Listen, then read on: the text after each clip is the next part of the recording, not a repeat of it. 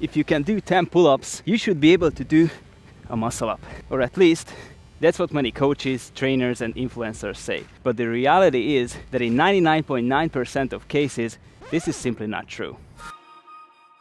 What's up guys, it's Godrosi from gymnasticsmethod.com, and in this video, I'm going to explain why it's not necessarily true that if you can do 10 pull-ups, you should be able to do a muscle up. It's all about quality. It's all about the quality of your pull-ups. You can do as many reps as you want with poor technique, but it doesn't mean that you'll be able to do a muscle up. But if you can only do one pull-up like this,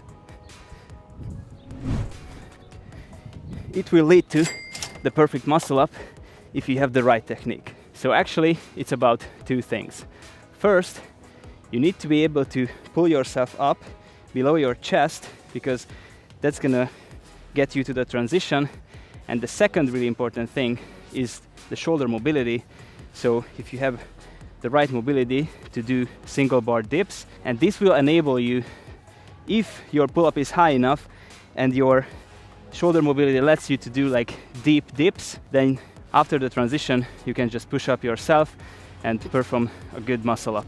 But the main point is that your pull-up and your dip should overlay. So the lower you pull yourself and the better your shoulder mobility, the easier the muscle up gets, because even if you just pull below the chest, as I said, as a first step, like that's the entrance of the muscle up.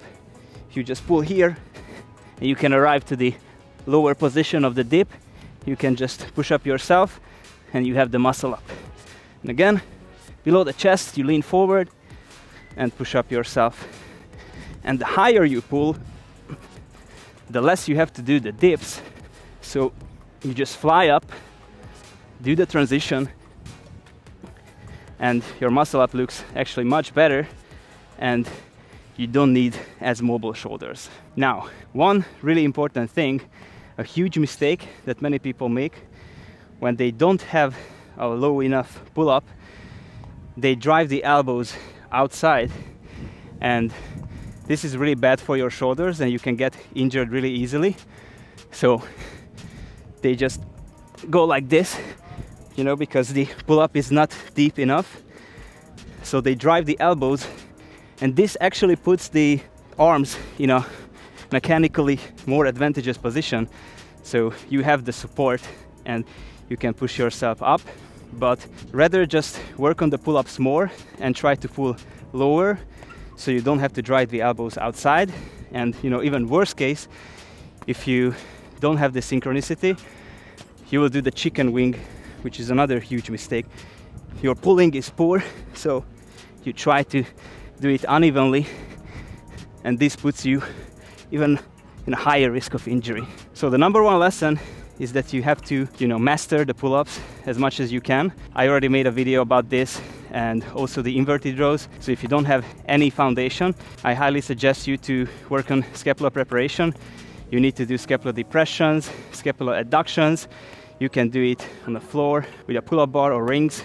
And after you have the right scapular positioning for the pull-up, which is a depressed and then adducted position, you will build up the back muscles, the strength, and everything you need for the perfect chest to bar pull-ups. And this is how you have to build up to 6 to 10 reps. But I have students who can do just 5 clean ones, and this is a good enough rep range where you can start working more on the explosiveness, because for the muscle up you need explosiveness, and you don't really have to do the same technique. It's more like a hollow body position. From the hollow body you have to pull, and you don't really have to focus on the shoulder retraction.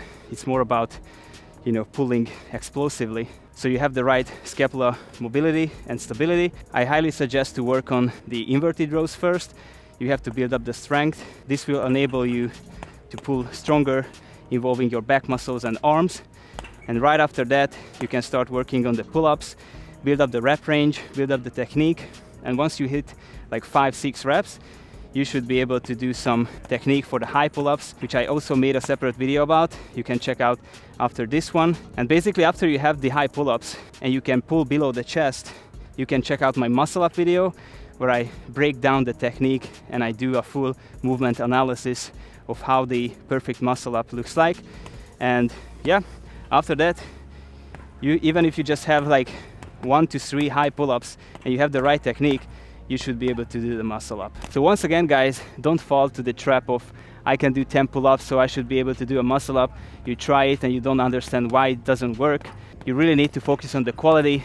Once again, to summarize, scapula stability and control, inverted rows from standing to the elevated leg progression, then progressively build up the pull-ups, focusing on the right technique. After that, you can get started with the high pull-ups, and once you get a high pull-up below the chest level, just check out the muscle up video where I break down the technique, and with the right technique, you should be able to do your first muscle up. Obviously, you need to work on the rep ranges and the endurance, but the key is quality. If you want to learn more, check out the other videos I mentioned about scapula control, inverted rows, pull-ups, high pull-ups, and the muscle up technique. And if you need personalized guidance, constant feedback, and 24/7 accountability from an expert, apply to one-on-one coaching. Otherwise, if you want to work at your own pace using the same well-structured system, click the link below, join the Gymnastics Method community with the app, and get access to all my programs, tutorials, daily workouts, and much more. If you like this video, give it a thumbs up, subscribe for more, and now check out the videos I mentioned on the end screen.